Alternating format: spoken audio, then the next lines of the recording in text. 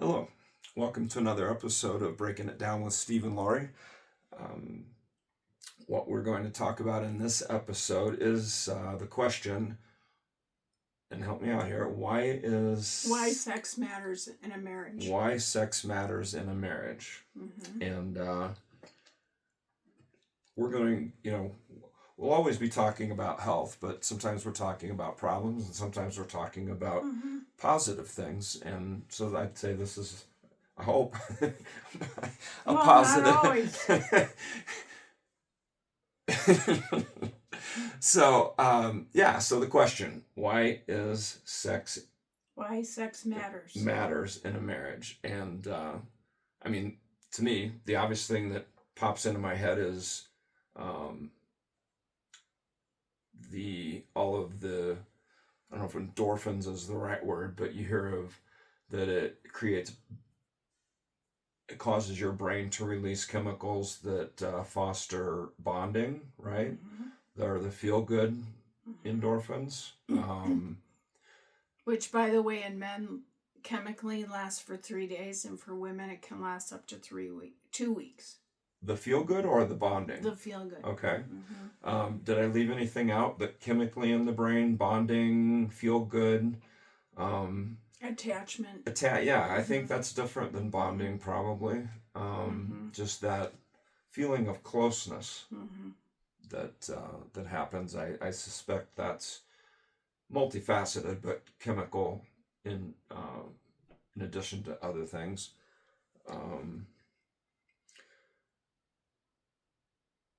So people get stuck on frequency. Well, let me back up a second. I'm jumping ahead too far. Go ahead. So, I'm really surprised how often I'll have couples that are not having sex. And, it can be years. And, as when I do couples work, the reason I always check in about sex is because it's a temperature. No, I know. It's a temperature gauge. Right? It says where are they in their levels of connectedness. Is the scale hot, not hot? Sorry, making too many jokes. Yeah, so it gives you a temperature reading on the marriage. Mm-hmm. Is it possible that they're having great sex but not getting along? Have you seen that? Well, then sex isn't a clean interaction. Then in that case, there's a lot of ways sex can end up being, to your point, a lack of a balance. I think that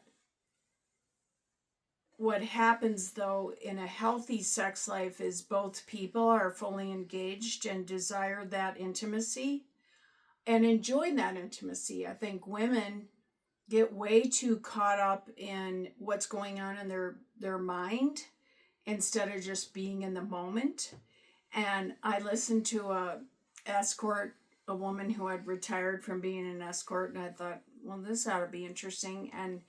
But the thing she said that stood out to me was, I'm fully available. Like, I make myself fully present.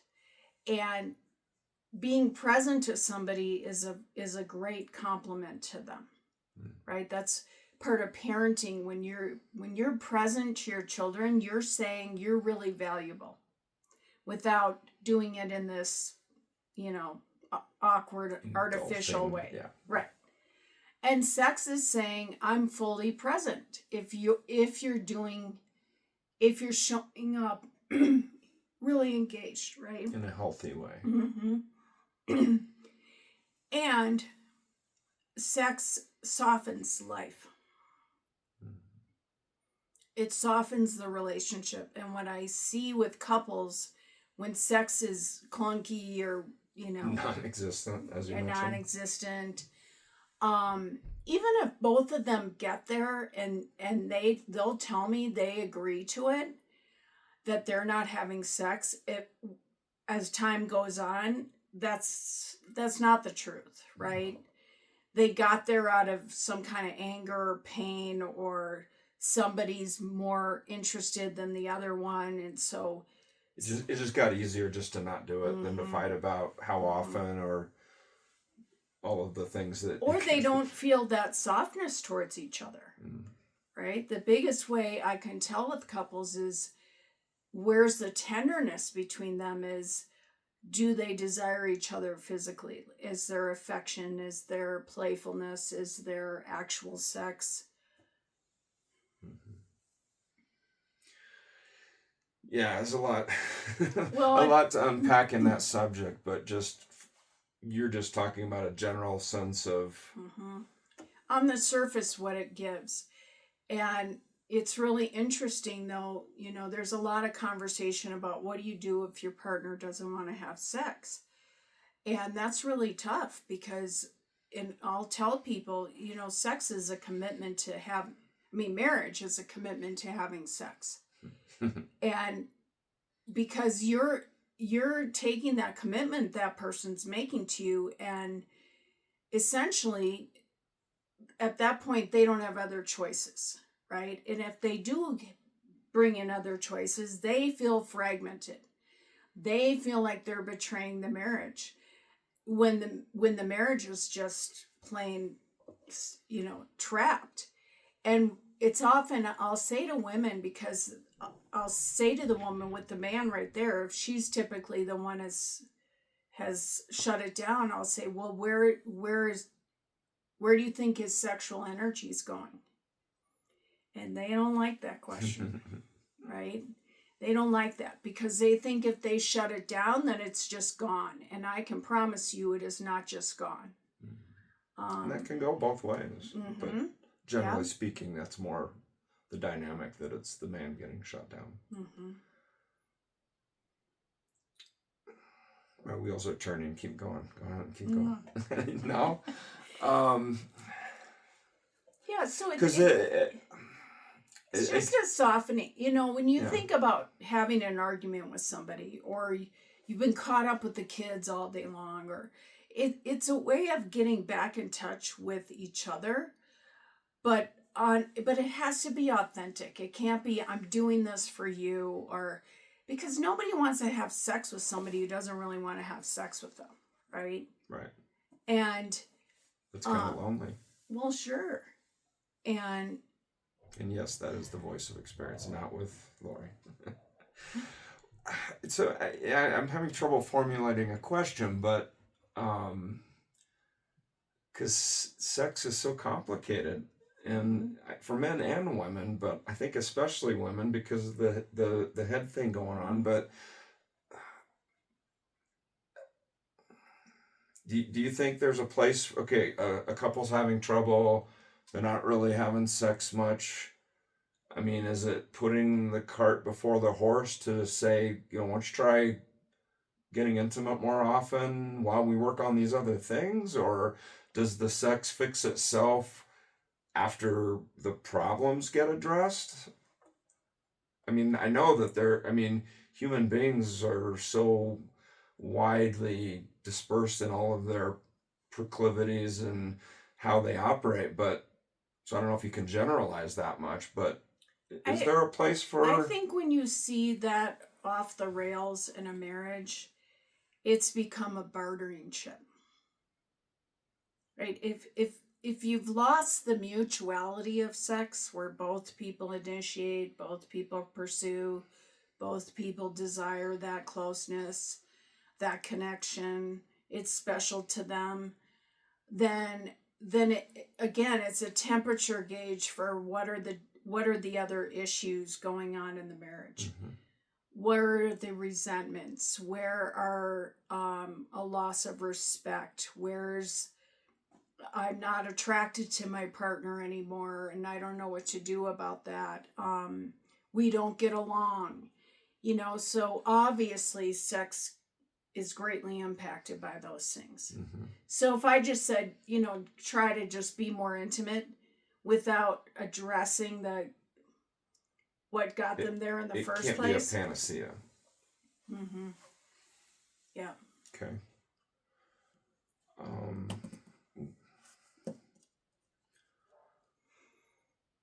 So yeah, sorry that's gonna get edited out. Sorry. I guess I'm stumped. I want to get more out of this, and maybe it's, and I think probably part of the difficulty is it is a very wide ranging, difficult subject, and I guess one thing that comes to mind is there's going to be ebb and flow, just physically with hormones and aging and Sure. there's going to be ebb and flow, and people have to be patient through that as much as they can be. But you still know, though, at the end of the day, if that attraction is there, right? And I listened to a guy on YouTube today, and he said, "Oh, if your wife's not having sex with you, don't go to therapy because that's not going to help, and you can be in there for years and it's not going to do anything." And I think, those broad statements are always tough, but I will agree on this point. Therapy cannot give you chemistry. Okay, if you don't have true chemistry with your partner, therapy can't give you that. But if you have chemistry, I've seen couples work through some really tough things, and they've rebuilt a city, and they've done it beautifully. And I always tell people, I'm happy to rebuild the city once, but I won't do it again. Like, we can put our whole hearts into it one time, but I'm not doing it a second time. So, but they still have chemistry, right? And if you see a loss of that, it's a bad sign. That's a bad sign. That's an issue. Like, and I think if you're in a relationship where sex is really tough, you got to say, don't avoid it, because it's going to implode somehow, some way. Part of being really connected in a relationship is to say, I know what my partner's overall experience is of this relationship. That's your responsibility and commitment to the relationship. It's not just about your experience, it's about the quality of your partner. So if you're not having sex, there's a problem. And you need to face a problem, or it's going to implode. And I just know that from umpteen couples, it doesn't just go away. All right, well, let me try a little blue-collar logic on you. And this may go up in flames, but a thought that came to me: if you're a couple and you are having sexual problems, for the guy, just a general rule of thumb, stop trying to affect the crotch and affect the heart. And for the woman, to stop trying to affect the heart or the head in the man and think about the crotch more. Is that but how does she do that? Does that stick? I don't know. How does she do that? I think she has to get to an honest answer with herself of, this is what sex means to my spouse. Okay. And this is why he wants it, and he really desires me, which, by the way, is a compliment. I think a lot of times women don't ask that. They don't ask what, they just assume it means what it means to them. Yeah. And by extension, for the man, I think guys think, oh, if I just romance her enough, she'll want to have sex with me, when what she needs is empathy, kind deeds, loving, more loving, emotional things that are heartfelt and true and truly seeking, not just, oh, I'm going to buy some roses and now she's going to want to jump in bed with me. It's got to... Or I'm going to do the dishes. I mean, that's transactional. Yeah. Right. I'm not a fan of that kind of thing. You shouldn't have to maneuver your partner to have sex with you. It's manipulative, and that's not going to work. That's what I'm trying... Yeah. Part of what I'm trying to say is you got to truly be, hey, I'm going to stop thinking about that down there and think about this up here in our relationship, and trust that the other will follow. Again, it goes back to my point of... And then for the woman, If she Yeah. thinks about the crotch, thinks about the man sexually more, that's going to soften. That's to your point earlier. It's going to soften him, and it's going to help give him some not a carrot on a string, but it's going to soften him and motivate him to work harder on the emotional side. Maybe, and I don't mean it in a transactional way. I It mean, depends on, again, we're both of them doing their work. It's is what I'm always saying. comes back to what's healthy for me. Like that's how I can assess, like, where is this person in their own mental health, their own self-consciousness, their self-connection. So in a session, it could either be you saying, look, dude, stop trying to manipulate her, or, sweetheart, look at, oh, you probably wouldn't say that, ma'am, miss, whatever. I would say, you would address the woman and say, look, this dude's trying, throw him a bone. Well, you got to get out of yourself and start thinking about it from his world and his experience. And again, I think couples go into denial and they just shut down and pretend like it's just going to somehow work out. And it never just somehow works out. I mean, think about a ship in the middle of the ocean. You have to have a captain on that ship, right? That's a relationship. You've got to have a captain who's guiding that relationship. And it's got to be, mostly him and his sense of leadership, I think, because most men don't want to be told what to do and bossed around, and that's but at a healthy level. Yeah, that's a whole nother episode. But you've got you're both going in the same direction, and you're going somewhere. It's not this meandering. Mm-hmm. Well, a therapist, sex always teaches a lot. And kind of a root philosophy that we share is that both partners should at all times be doing their best to give, I always hate this term, but 150%. Doesn't make sense mathematically, but the idea is try harder than you think you can, and not trying to get something, i.e. in this instance sex, but trying to give something. And you'll always, I think, when both partners are in a healthy way, not in a transactional way, trying to give as much as they possibly can, things like that are going to not take care of themselves. They're doing a lot of work to get it taken care of, but it will have movement in a broad spectrum of dedicating themselves to make this marriage work and make it healthy. The sex, the chores, all the things that you may fight about will resolve, and it will, it'll still take work, but no matter what your problem is, whether it's sex, fighting, money, whatever, you gotta both be in it to win together, and be in a giving way, not in a taking way. It's interesting, and it's really fascinating to watch, but any relationship creates its own identity apart from the couple in it. So, in other words, there's him and I individually, but then there's the identity of our relationship that's separate from both of us individually. And shared experience, that sort of thing. Literally, the relationship will create a personality. And that's why, if I get a toxic couple, it's so evident because the relationship has become that. Or I'll watch a couple who's in a really tough place, but they're tender to each other and they're respectful and they laugh with each other. And I think, oh, okay, this personality of this relationship has some really good merits to it. And think about it this way. When you're in a committed relationship, you got to be investing to the greater good of that relationship.